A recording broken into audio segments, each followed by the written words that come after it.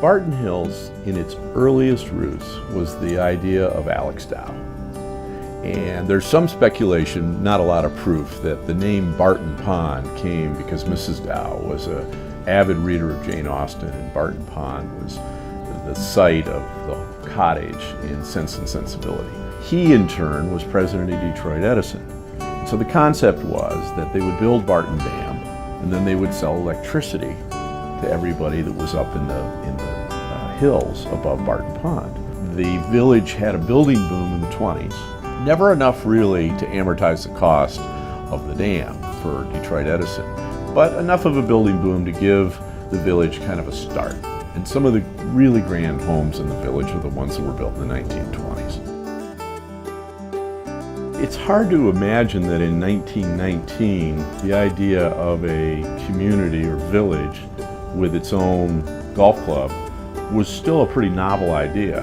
There were only a couple examples of where Francis Olmsted, many people know Olmsted, of course, for Central Park and Belle Isle and the Arboretum here at the university, and Donald Ross, the iconic golf course architect, actually joined forces. Olmsted had very definite ideas about how people wanted to live. He used large wooded lots to give people a sense of privacy, but at the same time, the width of the lots were such that there was a sense of community and people felt connected to one another.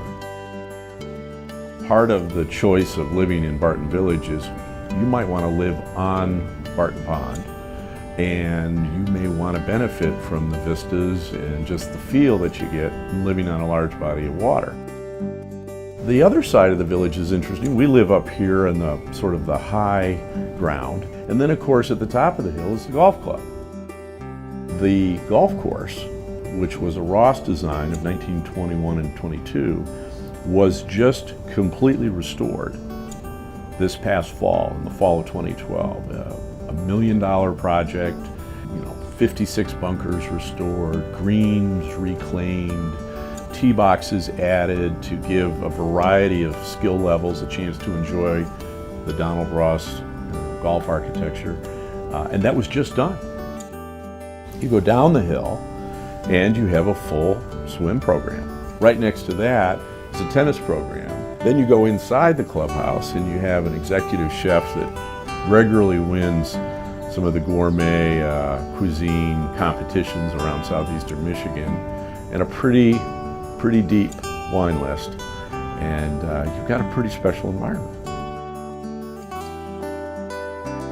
The biggest plus, however, is you're not planning yourself in the middle of Manhattan or downtown Chicago. You're planning yourself in a community where the city's 100,000, give or take.